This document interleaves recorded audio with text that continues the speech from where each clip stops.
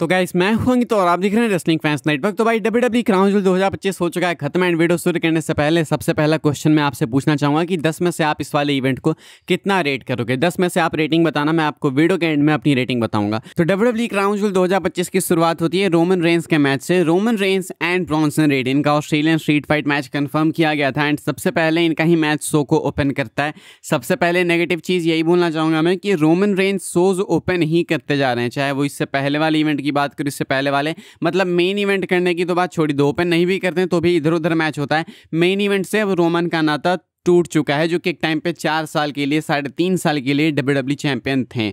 इसके बाद क्या होता है, मैच स्टार्ट होता है एंड एक स्ट्रीट फाइट सब जो भी एक्सपेक्ट करते हो वही होता है। अलग अलग चीज़ें यूज़ की जाती है, कभी टेबल, कभी ये कभी वो। WWE आजकल WWE कम रेसलिंग कम कॉन्सर्ट ज़्यादा लगती है, बिकॉज रोमन रेंस के लिए गाने गाए जाते हैं, कभी OTC के चैंट्स लगते हैं उस तरीके से।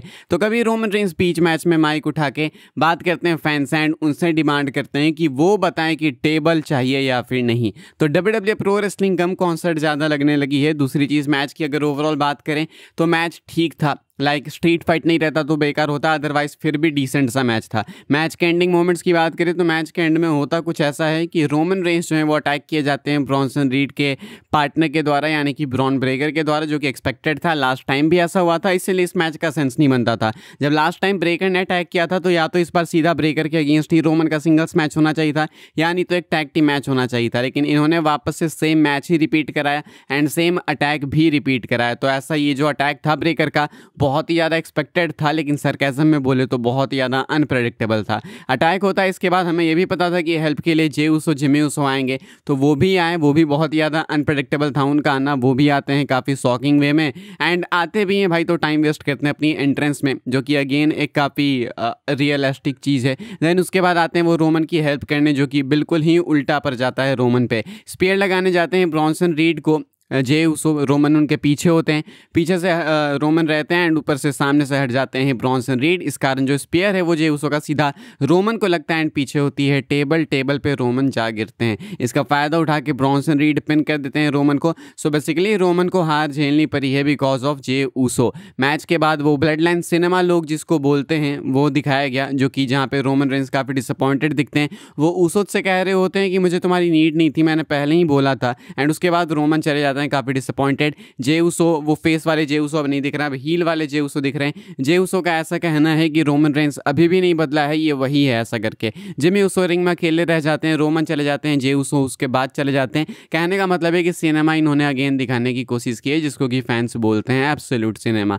ओवरऑल बात करें तो कोडी रोड्स के बाद ब्रॉन्सन रीड पहले ऐसे सुपरस्टार बने जिन्होंने रोमन रेंस को क्लियर पिन किया एक सिंगल्स मैच में। पिछले एक डेकेड में रोमन रेंस सिंगल्स मैच में ये आई थिंक दूसरी बार पिन हुए हैं। पहली बार कोडी रोड्स के अगेंस्ट हुआ था मैच, कोडी का सेंस बनाता था, रीड का बिल्कुल भी सेंस नहीं बनाता है। ये साबित करता है कि रोमन रेंस की बुकिंग अब WWE में देखने लायक भी नहीं है। विंस मैकमैन के ग्रेटेस्ट क्रिएशन थे ट्राइबल चीफ रोमन रेंस एक टाइम पे, एंड अब रोमन का मैच भी ऐसा कोई देखने लायक होता नहीं है। वही सेम मैचेस, वही जब से रोमन रेंस टाइटल हारे हैं तब से इंटरेस्ट चला गया। मेरे अकॉर्डिंग रोमन को अगर टाइटल कभी हारना था तो रॉक के अगेंस्ट ही हारना था एंड रेसलमेनिया 40 में ही हारना था। लेकिन वहाँ से जो डाउनफॉल आया है रोमन रेंस का, या उनके कैरेक्टर का बोलो या फिर ओवरऑल WWE का ही बोलो, वो अब लगता नहीं कि वापस कभी पिकअप कर पाएगा, इस टीम अब कभी आ नहीं पाएगी उसमें। फैंस भी WWE के इस वाले डिसीजन से काफ़ी ज़्यादा ही डिसअपॉइंटेड है कि रोमन की बुकिंग इतनी बेकार कैसे हो सकती है। क्या ट्रिपल एच लेजिट हेट करते हैं? अभी कुछ दिनों पहले मैंने आपको अपडेट बताई थी जहाँ पे विंस रूसो ऐसा कह रहे थे कि ट्रिपल एच रोमन को जेन्युइनली हेट करते हैं, बिकॉज आप इतना घटिया कैसे बुक कर सकते हो रोमन को।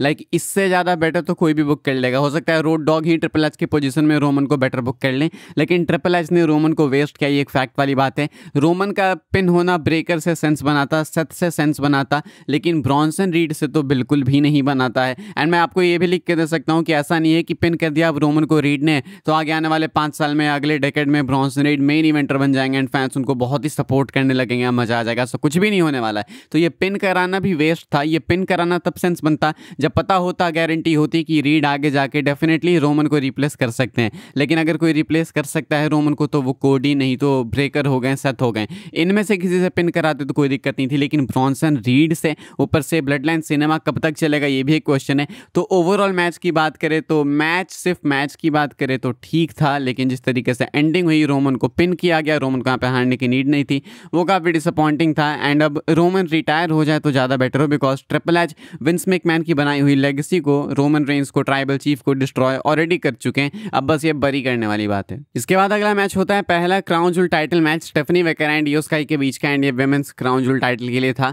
ये वाला मैच अच्छा था, ठीक मैच था, देखने लायक था डेफिनेटली। टिफनी स्ट्राइडर में जो इतने एलिगेशंस लगते हैं कि इनको रेसल करने नहीं आता, ये वो उसको बीट करने लायक तो नहीं था, लेकिन फिर भी ठीक था। अब मैच में विक्ट्री मिलती है एंड में जाकर स्टेफनी वेकर को, एंड मैंने पिक भी करा था, मैंने प्रेडिक्ट भी करा था, एंड आई वांटेड कि ऐसा हो, बिकॉज स्टेफनी टाइटल जीतने के बाद ऐसा भी नहीं कि उसके साथ बहुत कुछ क्रेजी कर चुकी है, लेकिन स्टेफनी के अराउंड काफ़ी हाइप है, तो उनको विक्ट्री देना एक सही डिसीजन था। इनको विक्ट्री मिलती है, ट्रिपल एच आते हैं, उनको टाइटल देते हैं, एंड इसके बाद एक छोटा सा प्रोमो कट करती है Stephanie Vaquer, not Tiffany Stratton, and यहाँ पे मैच कुछ इस तरीके से एंड होता है। तो स्टेफनी वेकर बन चुकी हैं women's crown jewel champion, and then इसके बाद मैच होता है अपना बेस्ट मैच, मैं ऐसा बोलूँगा एवर, ऐसा इस साल का शायद, John Cena and AJ Styles का। इनका मैच इतना ज़्यादा ज़बरदस्त था, इतना क्रेजी था। स्टार्टिंग में ही एजे स्टाइल्स आते हैं वो TNA वाले अपने शॉर्ट्स पहन के, एंड एजे स्टाइल्स भी अगले साल रिटायर होने वाले हैं, तो ये जो एक एक्स्ट्रा एडिशनल डिटेल है इस वाले मैच को और भी ज़्यादा स्पेशल बनाती है। इस मैच में इतने सारे ट्रिब्यूट्स थे कि क्या बोला जाए, मैं एक एक बताता हूँ आपको। जॉन सीना ने स्कल क्रशिंग फिनाले लगाया, फिर स्टिंगर स्पेशल लगा इस मैच में, camel clutch, walls of Jericho,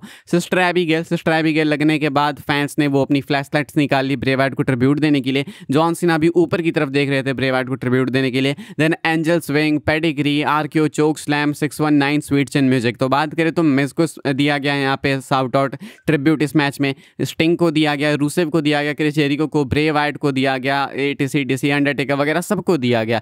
619 लगाने की कोशिश थी लेकिन लगा नहीं। इसके अलावा भी बात करें तो पेडिग्री लगाने की कोशिश थी, वो भी नहीं लगा। लेकिन इस मैच में बहुत सारे ट्रिब्यूट्स थे एंड ये मैच ऐसे भी बहुत अच्छा था, एक्सपेक्टेड था, इसलिए इस मैच में बिल्ड की नीड ही नहीं थी। जब मैच ही अच्छा होना है तो बिल्ड की नीड ही नहीं थी, मैंने आपको पहले भी बोला। एंड दोनों लेजेंड्स ने प्रूव किया कि आखिर वो इस मैच में बिलोंग क्यों करते हैं, इस स्पॉट पे, इतने लेजेंडरी स्पॉट पे क्यों बिलोंग करते हैं। तो ये बहुत ही अच्छा मैच लगा मुझे इन दोनों का। एंड ओवरऑल जो टाइमलाइन है ट्विटर की वो भी इस मैच से काफ़ी ज़्यादा खुश थी। तो अगर आपने IWC को खुश कर दिया तो समझ जाओ कि शायद IWC एंड जनरल ऑडियंस दोनों को खुश कर दिया, तो सोचो कि आपने कुछ बहुत ही स्पेशल किया।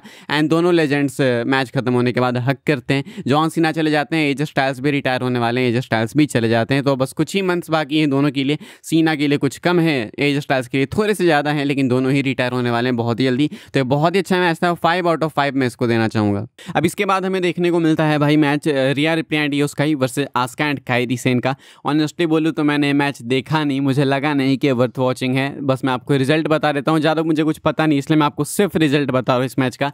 मैच में विक्ट्री मिली Rhea Ripley and Iyo Sky को। देन बारी आती है अपने मेन इवेंट की, यानी कि crown jewel title match between Seth Rollins the undisputed champion and Cody Rhodes the Cody Rhodes the undisputed champion and Seth Rollins world heavyweight champion, sorry for the mistake. तो इनका match जो है भाई अच्छा होता है, एक गुड मैच होता है। सेथ रॉलिंस के गियर में वो ट्रिब्यूट था जो कि इससे पहले सेथ ने मैचेस रसल किए थे कोडी को फेस करने के लिए उन गियर्स में। तो वैसे में मैच अच्छा था, जैसे मैंने आपको बताया, मल्टीपल फिनिशर्स लगे, पेडिग्री वगैरह भी लगा। एंड में वही रॉलेक्स वॉच सेथ के काम में आती है जो कोडी ने गिफ्ट करी थी सेथ को। तो सेथ को हेल्प करने ना ही ब्रॉन्सन रीड आते हैं ना ही ब्रेकर आते हैं, बिकॉज हेमन ने पहले ही मना कर दिया था। तो यहाँ पे क्या होता है कि अटैक होता है उसी रोलेक्स वॉच से, जब रेफरी हो जाता है डिस्ट्रैक्ट, जो कि गलती से हो जाता है उस पर अटैक, एंड उसके बाद जाके सेथ रॉलिंस विक्ट्री अर्न करते हैं अपने फिनिशर को हिट करके, स्टॉम्प को हिट करके। सेथ रॉलिंस बन चुके हैं हमारे new WWE crown jewel champion, and इधर वुमेन साइड से स्टेफनी वेकर बन चुकी हैं। मैच खत्म होने के बाद अब हर PLE में एक होप रहती है कि कुछ अलग होगा, कुछ नहीं होगा। मुझे ऑनेस्टली लगा था भाई कि ऑस्टिन थ्योरी आएंगे शायद हेल्प करने के लिए सेथ की। ऐसा क्यों लगा वो मैं आपको आगे बताऊंगा, यानी तो मुझे लगा था लिस्नर आएंगे, ऐसा क्यों लगा वो भी मैं आपको आगे बताऊंगा, मतलब अपडेट्स वाली वीडियो में। लेकिन ऐसा कुछ हुआ नहीं, तो एंडिंग थोड़ी सी सिंपल थी। लेकिन चलो सेथ को विक्ट्री मिली, यहाँ पे इस विक्ट्री की उनको नीड थी, कोडी को नीड नहीं थी ऑनेस्टली बोलूँ तो, बिकॉज कोडी मल्टीपल टाइम्स ऑलरेडी जीत चुके हैं। तो आज कोडी भी क्लीन पिन हुए हैं, रोमन भी क्लीन पिन हुए। मेन इवेंट से ज़्यादा बात करने लायक टॉपिक अपने पास किक ऑफ में है, जो किक ऑफ में स्टार्टिंग में मैच हुआ। रोमन को पिन कराना नेसेसरी नहीं था, रोमन को हारना ही नहीं था। यहाँ पे हारना भी था तो इतने क्लियर तरीके से नहीं, भले ब्रेकर ने अटैक किया जो भी कुछ हुआ, लेकिन रोमन वो चैंपियन भाई जो कि WWE को रूल कर रहा था, चाहे उसके सामने कोई भी आ जाए, बड़ा से बड़ा लेजेंड।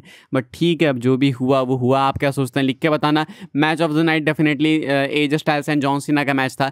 10 में से अगर रेट करें ओवरऑल इवेंट को तो मैं इसको 6.5 की रेटिंग देना चाहूँगा। आप कितना दोगे लिख के बताना भाई। बाकी अभी के लिए कुछ था, एंड मैं आपको अपडेट्स वाली वीडियो के साथ में और भी सही न्यूज़ मसाले वगैरह सब कुछ देने वाला हूँ, तो उसके लिए वेट करना भाई, कुछ देर में वो भी वीडियो आ जाएगी। एंड अभी के लिए इतना ही, थैंक्स फॉर वॉचिंग।